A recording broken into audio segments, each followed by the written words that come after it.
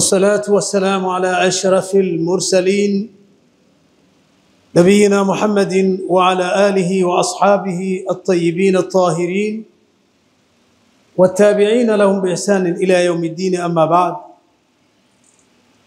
ndugu zangu tuliohudhuria katika nyumba ya Allah tabaraka wa taala, natumia fursa hii na mimi kusema machache ili kukumbushana katika kujiweka sawa. Tumekuta linazungumziwa jambo la rabbania na umuhimu wake. Miongoni mwa vitu ambavyo vinaenda pamoja na hii rabbania ni swala zima la mtu kuwa mwepesi wa kurejea kwa Allah tabaraka wa taala kila anapohisi kuwa amekosa. Lakini pia ni sunna njema kurejea kwa Mwenyezi Mungu kwa tauba hata kama hujui kuwa umekosa kitu gani. Kama unatambua kosa, hiyo ndiyo sasa ni lazima, ni wajibu. Lakini kwa udhaifu tulionao, hata kama hukumbuki nimekosa nini, ni vyema ukajipa nafasi kubwa ya kuwa unarejea kwa Allah tabaraka wa taala. Na hivi ndivyo alivyokuwa kiongozi wa umma Mtume Muhammad sallallahu alayhi wasallam. Yeye alikuwa akitubu kwa kila siku na kujirejesha kwa Mwenyezi Mungu zaidi ya mara 70, riwaya nyingine zaidi ya mara 100. Ikiwa Mtume sallallahu alayhi wa alihi wasallam, tunatambua sote Allah tabaraka wa taala amemsamehi ma taqaddama min dhanbihi wa ma taakhar, lakini ilikuwa kila siku anamrejea Mwenyezi Mungu subhanahu wa taala. Wewe na mimi ambao tuna yakini ya kuwa tuna dhambi nyingi kupita kiwango, ni babi aula kuwa tunamrejea Mwenyezi Mungu kwa wingi sana. Kule kumrejea kwa Mwenyezi Mungu kunaitwa katika lugha ya kisheria tauba, au kwa Kiswahili toba. Sasa kwenye hili nichukue fursa tuielezee hii tauba au kwa Kiswahili toba ni nini, ili kila mmoja wetu baada ya hapo alinganishe kwamba ikiwa tauba ndio hii, hivi kweli mimi huwa ninatubu au natania au nazuga au nadanganya? Kwa sababu hii inachukuliwa kwamba ni jambo kubwa na la msingi katika kurekebisha mienendo ya mwanadamu. Toba ya kweli kwa lugha ya Qur'ani inaitwa taubatan nasuha. Toba ya kweli maana yake iko toba si ya kweli. Sasa nini hasa kinachoitwa tauba? Kwa Kiarabu tauba, kwa Kiswahili kinachotokana na Kiarabu toba. Tauba maana yake ni kurejea kwa Mwenyezi Mungu subhanahu wa taala kila mtu anapohisi kuwa ametenda kosa. Ni kumrejea Mwenyezi Mungu subhanahu wa taala, ukapiga magoti kwake, ukaomba akusamehi na ukachukua ahadi kwamba hutorejea tena, lakini pia ukajutia ule utendaji wako wa mabaya kabla. Kwa hivyo tauba maana yake arrujuu ila Allah azza wa jalla. Ni mja anahisi kuwa ameteleza, akachukua nafasi ya maksudi kumrejea Mwenyezi Mungu subhanahu wa ta'ala.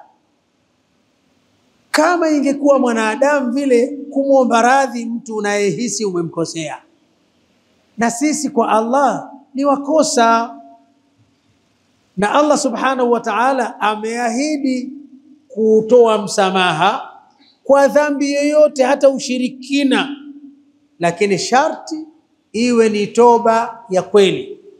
Allah tabaraka wa ta'ala anasema wa inni laghaffarun liman taba wa amana wa amila salihan thumma ihtada wa inni laghafar, na hakika mimi Allah anasema ni msamehevu sana, nasamehi sana. Lakini kwa nani? Liman taba, kwa mtu aliyetubu akarejea kwangu, wa amana, akaimarisha imani ya kweli, wa amila saliha, akaendelea kutenda matendo mema, thumma ihtada. Ihtada ni zile jitihada za kwa mtu ulitukosea ukawa umerejea kwa Mwenyezi Mungu, umeimarisha imani, ukawa unawatenda matendo mema, lakini wakati wote unazitafuta zile njia za hidayah ili ushikamane nazo. Kama alivyoashiria ndugu yangu hapa, unasali fardhi na sunna, unafunga fardhi na sunna, unasoma Qur'ani ya lazima katika sala na sunna. Sisi tumekuwa tuna usugu, tunafanya ibada zile za kukalifishwa tu, ambazo unaona nisipofanya hivi basi hii haijatimia. Mtu anaswali fardhi, salamu ya kwanza ya kulia ya imam, ya pili haijakamilika, yashatoa zote na ashaondoka. Hana muda wa kufanya tasbih, hana muda wa kufanya adhkari, hana muda wa kutadhallali kwa Allah subhanahu wa ta'ala. Yani ni ibada inakuwa kama nguo vile, kama mtu yuko utupu, hajavaa vizuri. Mazoea aina hii hatuwezi kufika. Lakini Allah alichokitaja hapa, na wenzetu wenye macho wanatuambia, ukiangalia mfumo wa aya, wa inni la ghaffarun, hakusema ghafir, la ghaffarun, mimi nasamehi sana. Lakini watu nao wasamehi liman taba, kwa mtu aliyetubu toba ya kweli, wa amana, na kaamini imani ya kweli, wa amila salihan, na akatenda matendo mema, thumma ihtada, kisha akajitahidi kufata mambo ya kiuongofu. Sasa vyote vitatu hivi vina mambo yake ndio vikubalike. Kwa mfano, liman taba, kwa mtu aliyetubu, tumesema toba ni kurejea kwa Mwenyezi Mungu. Lakini je, ni kweli mtu aliyekosa akisema tu, au waliokosa wakisema tu tuba alaina ndio wametubu? Watu wameshafanya makosa, wana hakika hivi, ili mujarrad wa kusema tuba alaina, ukamsifu Mwenyezi Mungu ya Tawwab tuba alaina, lakini mambo yako yako vile vile, hii inatosha kuwa toba? Abadan, sio toba. Toba ya kweli ambapo ina maana ya kumrejea Mwenyezi Mungu, ahlul ilmi wote wanasema lazima ijumuishe mambo matatu. Ikiwa mtu anajua ametenda kosa, amemkosea Allah tabaraka wa taala, lazima kurejea kwake kwa Mwenyezi Mungu kuhusishwe na haya mambo matatu. Jambo la kwanza ni kuachana kabisa na hilo unalotambua kuwa ni kosa. Kwa lugha ya Kiarabu wanasema al-iqla'u. Iqla'a ni kama mmea, sio umekata, umeung'oa na mizizi yake. Al-iqla'u, kuacha kabisa lile kosa. Kama kosa lako lilikuwa ni kwamba husali, sasa dhambi ya kutosali unaachana nayo. Kama kosa lako ni mtu msengenyaji, unafitinisha watu na kadha na kadha, kuanzia sasa hiyo habari inakuwa haipo tena. Kama kosa lako ni mvivu wa kujituma na kutafuta riziki ya halali, kuanzia sasa hilo unaliacha. Kwa hivyo ili iwe toba ya kweli, lazima huyu anayerejea kwa Mwenyezi Mungu, nguzo ya kwanza ya tauba al-iqla'u, kuacha kabisa lile kosa. Lakini nguzo ya pili an-nadam, qadim wa akhir wala haraj.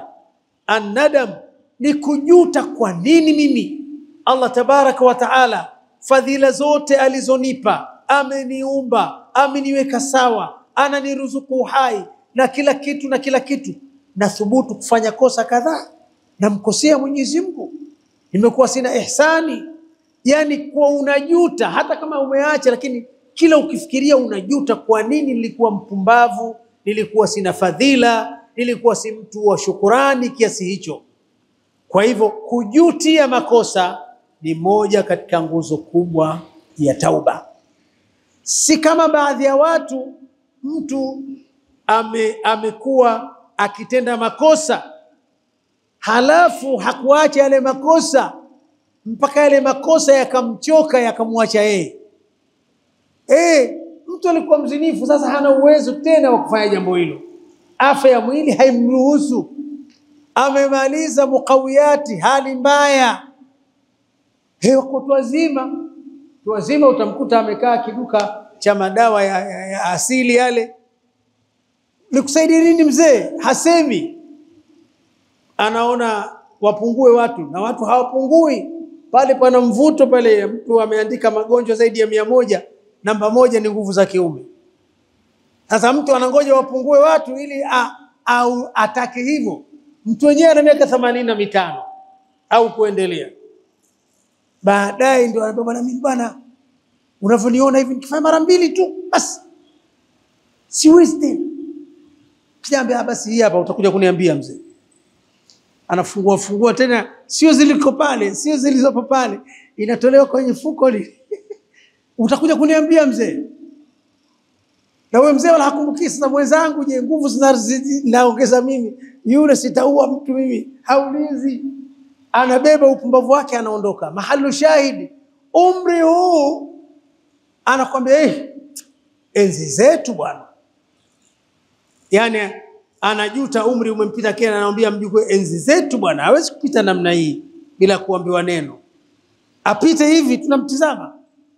Huyu hata kama hapati thawabu za kuacha kosa lile, sababu hakuacha, ila lile kosa limemwacha, halina habari na yeye. Ili ahisabike mtu kuwa ametubu, uwezo wa kutenda kosa anao, lakini ameamua sifanyi kwa ajili ya Allah subhanahu wa ta'ala. Unarudi kule kwenye rabbania aliyoikuta. Unaweza, lakini unaacha kwa ajili ya Allah subhanahu wa ta'ala, na unajuta, kwa nini nilifanya hivi? Kumkosea Mola wangu jalla subhana.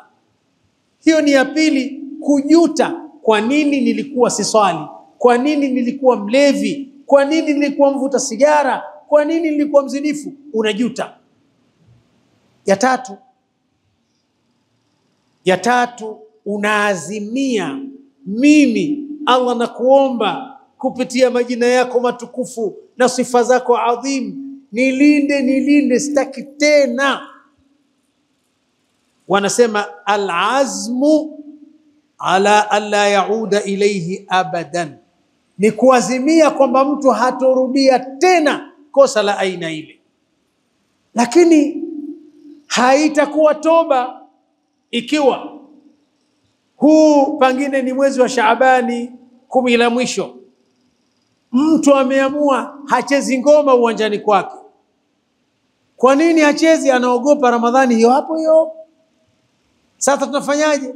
Tungoje tufunge Ramadhani ishe, tufunge 6 tumalize, ikiwezekana mwezi wa mfungo pili. Kwa muda huu tuache. Itakuwaje sisi tucheze ngoma Ramadhani ile pale? Huyu hajatubu kwa Mwenyezi Mungu. Hata kama ndio anapiga sana mikelele tu pale, hata kama anapiga makelele kiasi hicho, huyu hajatubu. Kwa nini hajatubu? Sababu hajaazimia kuacha jambo. Amesema ikifikia mwezi wa Shawwali tutalianzisha, tunapisha Ramadhani ipite. Kwa hivyo ndugu zangu, toba ya kweli ambayo Qur'ani imeita taubatan nasuha, lazima kosa hili alilofanya mja itambulike kuwa ni tauba. Lazima haya matatu yapatikane: kuacha, kujutia kwa nini nilifanya, kuazimia kutorejea. Lakini kwa makosa mengine, mbali ya kuwa uhusiano wa mja na Mola wake ni mbaya, lakini yanahusisha mtu, yanahusisha kiumbe. Ikiwa kosa lenyewe linahusisha kiumbe, hizi nguzo zitaongezeka. Hizi 3 zitakuwepo, itaongezeka ya 4. Ya 4 ni kutafuta suluhu kati yako wewe na huyo uliyemkosea, hata kama paka, hata kama uliyemkosea ng'ombe, hata kama uliyemkosea mbuzi. Ukijua kwamba hili nimemkosea kiumbe huyu, sababu hata wewe Mungu angetaka ungekuwa mbuzi eti. Hata wewe Allah angetaka ungekuwa paka. Kuwa yeye paka sio kibali cha kuwa adhalilishwe, atendewe isivyo. Ukijua nimemkosea kiumbe wa Mwenyezi Mungu, awe binadamu awe nani, tafuta namna ya kumridhisha. Mpelekee huyo nyau hata kichwa cha dagaa, angalau mpoze kidogo. Na kama binadamu, hiyo ndio zaidi. Sasa kwa binadamu utaangalia mtu mwenyewe, nikimwendea kumwambia nilichomkosea itakuwa salama au yataongezeka matatizo? Kumbe ndio wewe vile. Hapo itabidi utumie busara. Tunaambiwa almu'minu kayisun fatin. Mu'min ni mtu mjanja sana, mwerevu sana na ana akili sana. Usiende kumwambia mtu, bwana nimekuja kukuomba radhi. Kwa lipi? Najua wewe hulijui, lakini kuna siku nafikiri ndani umo hali ilikuwa sio nzuri, ulimkurupusha mtu nilikwambia. Kama unajua ukisema hivyo itakuwa shida, usiseme. Lakini unajua kabisa nimechukua chake, nimemchukulia pesa zake, nimemdhulumu haki yake, nilimpotezea, nimemharibia heshima yake na hadhi yake. Vitu hivyo ni lazima ukutane naye tena kwa makusudi, utafute namna ya wewe na yeye kuridhiana. Ukiona humwezi, tafuta wakubwa wenzio, watu wazima wenzio, bana tafadhali mzee Ndauga, naomba ukamwambie mzee Abdallah, Sheikh Bawaziri namna kadha kadha kadha. Lakini usione basi mimi siku hizi sina tatizo. Kwa hiyo tunasema toba ya kweli lazima ikusanye mambo manne haya, ikiwa kosa linamhusu na binadamu. Lakini kama kosa unajua ni kati yako na Mungu wako, huswali, kati yako na Mungu wako mvivu wa ibada, kati yako na Mola wako, itakuwa ni yale matatu tu: kuacha, kujuta, kuazimia kutorudia. Linamhusu kiumbe mwingine na hasa binadamu, tafuta namna ya suluhu ya kuombana radhi na kuridhiana. Usipofanya hivyo, siku ya kiyama hili litakuweka pabaya. Allah ameahidi kwamba haingilii haki ya mwanadamu aliyompa, maadamu wewe na huyo mwanadamu hamjaishana. Na nimesema kwenye hili, angalia huyu mtu mwenyewe anaambilika, huyu mtu mwenyewe anakubali kuomba radhi, huyu mtu mwenyewe nikimwomba radhi itakuwa ni salama au shida itakuwa kubwa zaidi. Ukiona itakuwa kubwa zaidi, si busara kumwambia, endelea kumwomba Mwenyezi Mungu amlainishe nafsi yake ili mkae sawa. Hii ndugu zangu katika imani, kila tunaposoma katika Qur'ani, katika Sunna, maelezo ya watu wema, wanahimiza neno toba au tauba. Maana yake wanatuhimiza tuache makosa katika staili hii, staili ya kujijutia, staili ya kuazimia kutorudia. Mtu akishakuwa katika hali hii, anakuwa kwenye hiyo tulioambiwa rabbania. Sasa hapa Allah anasema wa inni la ghaffarun, na hakika mimi ni mwingi wa kusamehi. Unamsamehi nani? Liman taba, kwa yule aliyotubu. Na toba ndio hii ambayo tumeelezea nguzo zake 3 hadi 4. Liman taba, mtu ambaye hana haya, hajatubu, hata kama ataimba neno la toba mara 100. La pili, liman taba wa amana, na akaamini. Kuamini ndio kufanya nini? Imani ya kweli ndio inokusudiwa hapa. Na imani ya kweli ni ile ambaye inaendana na matendo. Imani ya kweli ni ile ambayo inaendana na matendo. haitoshi kuamini kukubali tu kwamba yuko Allah. Haitoshi kuamini kukubali kwamba Allah ndio aliyeumba, ndiye anayetupa riziki, ndiye anayemiliki uhai na umauti, ndio anayemiliki kila kitu. Imani kama hii ndugu zangu haitoshi peke yake. Lazima ihame ije kwenye matendo. Lakini imani hii tunashirikiana na watu wengi, hata makafiri pia wanaamini juu ya kuwa Allah yupo. Makafiri hao unaowajua wewe ambao wamemsumbua sana Mtume sallallahu alayhi wa alihi wasallam, lakini wale walikuwa ukiwauliza juu ya Allah wanakwambia naam, ndio yeye. Allah anatuambia kuhusu makafiri, wala in sa'altahum, na naapa wallahi ikiwa utawauliza hao makafiri, man khalaqa as-samawati wal arda, hivi ni nani aliyeumba mbingu na ardhi? La yaqulunna, wallahi naapa watakwambia Allah. Wala in sa'altahum, na naapa ikiwa utawauliza hao makafiri, man khalaqahum, nani aliyeumba wao? Ni nani? La yaqulunna Allah, watasema aliyetuumba ni Allah. Sasa wewe na mimi, ikiwa upeo wa imani yako ni kutambua tu kwamba kuna Allah ndiye aliyeumba, Allah ndiye anayetupa riziki, Allah ndiye anayemiliki kila kitu, imeishia hapo, huna kheri unazofanya, huna amali njema, hiyo imani haina maana yote. Na ndio maana wema waliotangulia wameitambulisha imani, wamesema laisa al-imanu bitamanni wala bitahalli. Imani si kwamba mtu tu atamani yuko hivi awe vile, au kujipamba pamba kimuonekano, ingawaje ni jambo zuri.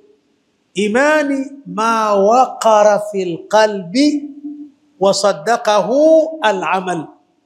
Imani ya kweli ni ile ambayo imejikita ikatulia tuli katika moyo wa mja, wasaddaqahu al-amal, na matendo yake yakaisupport.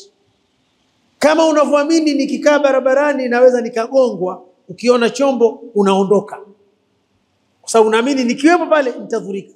Haitoshi unaamini juu ya Mwenyezi Mungu kwamba yeye ya'lamu sirra wa akhfa, ya'lamu kha'inata al-a'yun wa ma tukhfi as-sudur, ya'lamu ma tubduna wa ma kuntum taktumun. Unajua yote, lakini uko tayari ukae faragha wewe na mtu fulani mumzungumze vibaya mtu fulani.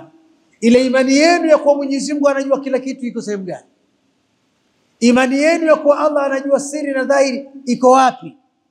Ikiwa umeona hebu tukae kidogo pembeni, mnamla nyama mtu, mnamsema vibaya mtu, mnamchafua katika hadhi na heshima yake, imani zetu tuishi nazo, tuziishi.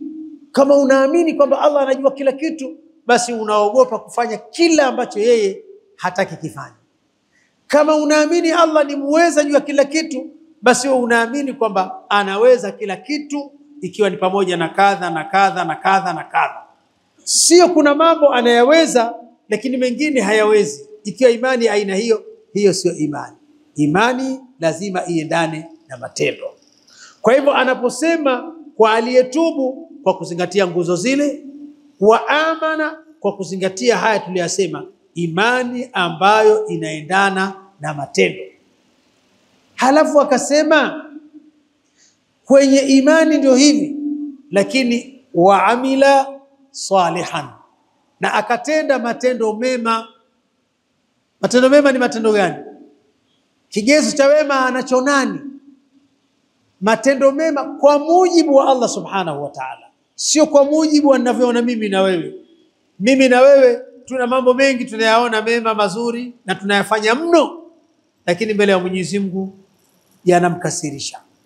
Kwa hivyo akisema wa amila salihan, si jambo la kutafuta. Amemtuma mtu mzima mzima, amemtuma mtu mwenye hadhi dunia nzima, hakuumbwa na hatoumbwa mtu kama huyo. Ni nani? Ni Muhammad sallallahu alayhi wa alihi wasallam. Amemtuma aje kufundisha hayo mema.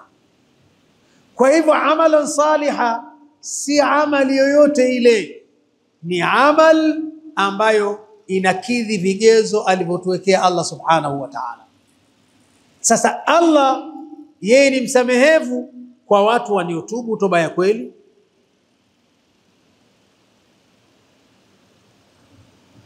wanaotubu toba ya kweli, lakini pia wenye imani za kweli, lakini pia wanaotenda matendo mema. Tendo ili liwe jema mbele ya Mwenyezi Mungu Subhanahu wa Ta'ala na limnufaishe mtu, lazima liwe limepata mwongozo, limepata baraka zote za Qur'ani, limepata baraka zote za maelekezo ya Mtume sallallahu alayhi wa alihi wasallam. Lakini mtendaji wa matendo hayo atende akiwa ana ikhlas. Wanakaribia kusema sharti za amali njema ni mtu kutenda akiwa ana ikhlas. Nini maana ikhlas? Unatenda ni kwa ajili ya kutafuta radhi za Mwenyezi Mungu. Wamekupongeza watu, wamekufurahia, wamekushabikia, hiyo sio dili kwako. Dili ni kwamba Allah ameridhia. Umefanya kwa ajili ya Allah, na ukifanya kwa ajili ya Allah haidhuru kitu. Watu hata wakikuzungumzia bwana yule anaswali sana, madam sio shida yako, wala usipate tabu ya kwenda kukataza mimi sitaki jamaa mchezo msimulie vyema. Waacha wakusimu, lakini wakati unafanya hayo mema sio target yako watu wakusifu. Wengine wanakasirika kama hajatajwa kwa namna hiyo.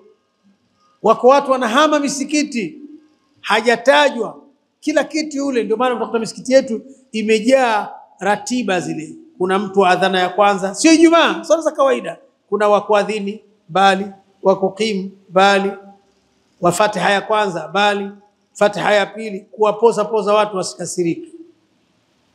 Vinginevyo wanaona wewe kila siku mmetoa mifuko 10 hata siku moja. Utakuta wanalazimisha kwako mzee. Mzee yeye pengine hajui chochote, lakini kumpoza kidogo asiwe zaalani, sikasirike.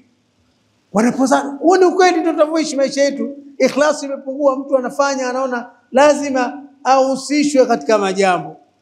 Juzi kati tunaongelea mahala wakfu, tukasema tulikuwa tunazungumzia wakfu, tukasema mtoa wakfu akishatoa wakfu anashirikiana na watu wengine, wala hatumpishi safu ya kwanza ukiuliza yeye ndio aliojenga msikiti huu, wala hatumpishi bombani kwa yeye wa kwanza kwa sababu yeye ndio alioleta kisima hichi au bomba hichi. Labda awe na sababu nyingine za kibinadamu, mlemavu, tuseme ni mpisheni apate huduma aondoke.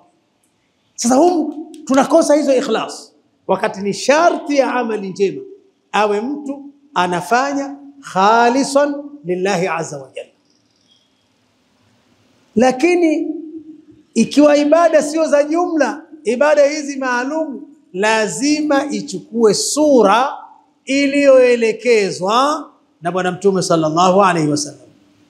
Swala zetu, funga zetu, hija zetu, usomaji wetu wa Qur'ani na mengine lazima yafanane, kama si 100 kwa 100 basi ijapo 90 kwa 100 na vile alivyoelekeza Bwana Mtume sallallahu alaihi wasallam.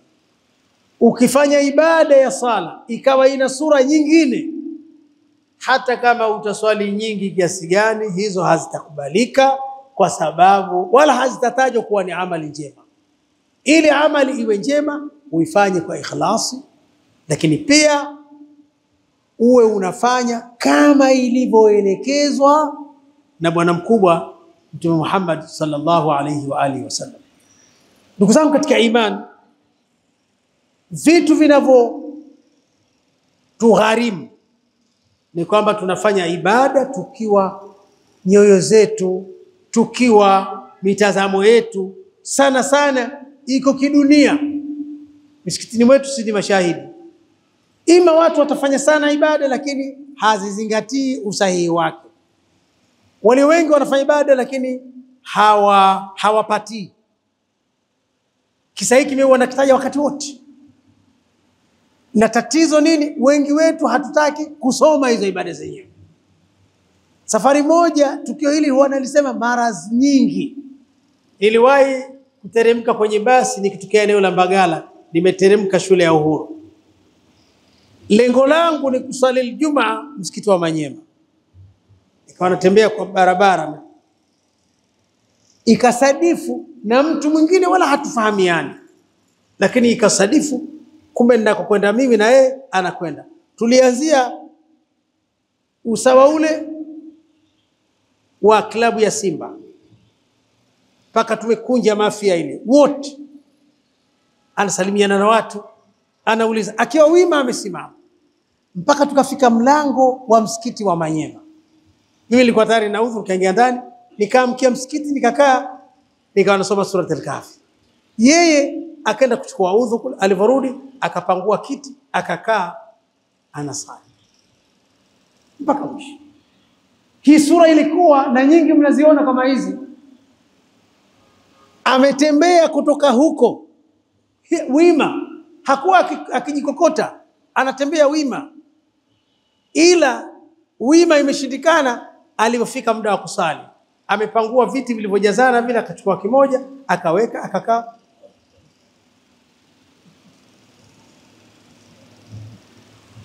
Hii sio ibada. Hata kama hana uwezo wa kukaa muda mrefu kwenye kusimama, pengine uwezo wake wa kusimama iwe anatembea, lakini akijituliza basi ala al-aqal. Jamani, hivi hata hizi mukhtasarati zetu hatusomi. Sasa ukikuta amali njema isomwe. Ilimwambia mtu mmoja, nikamwambia hiyo sala ilikuwa ni batil, na kama ndo anivyosaligi. Nilimnongoneza kiongozi mmoja pale, nikamwambia hebu jaribu kuizungumza hii. Na niliongea msikiti mwingine, nilikuta hali kama hiyo. Mtu anatembea kwa kushindwa kurukui vizuri, basi na ile kiamu yote anaiondoa. Ukisoma Safina, sindo mukhtasarati zetu hizi jamani, sindo primary zetu hizi, anapotaja takbiratul ihrami anataja takriban sharti zake 16. Unaona takbiratul ihram, lakini ili yenyewe itambulike ina sharti takriban 16. Moja ya hizo wa antaqa halatal qiyam, itendeke ile Allahu akbar akiwa mtu amesimama. Alichotakiwa ule, hata kama hawezi kusimama akatulia, basi Allahu akbar, halafu ndo akae kwenye kiti chake. Sasa ibada kama hizi hata ukiswali kutwa mara 1000 zero, sababu haziko sawa. Kwa maana hiyo, tunapotajiwa amali njema, lazima amali zenyewe tuzisome. Na ni jambo la kwanza kusoma amali yoyote ambayo unataka kuifanya. Hujaoa, unataka kuoa, kasome. Ujue ndoa inakuwaje. Una ndoa ya mke mmoja, unataka kuongeza zaidi ya moja, kasome. Wakiwa wengi utaratibu unakuwaje, kwa sababu unabadilika, sio ule ule. Haruhusiwi Muislamu an yuqdima ala amalin bila ilmi.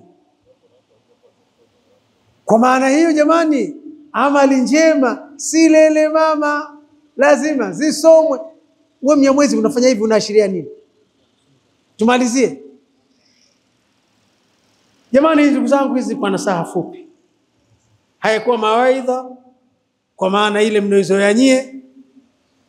Tunakusudia hapa tuatadhalali kwa Mwenyezi Mungu, lazima tufanye toba za kweli, ili haya mazagazaga tulionayo yatoweke. Tunapoinua mikono yetu kumwelekea Allah tabaraka wa taala, atukubalie dua zetu. Ndio lengo kuu.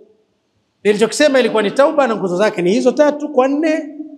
Lakini tumesema imani pia unaweza ukaipa nguzo hizo angalau 2, ikhlasi, na unachokifanya kiendane na maelekezo ya Mtume sallallahu alaihi wasallam.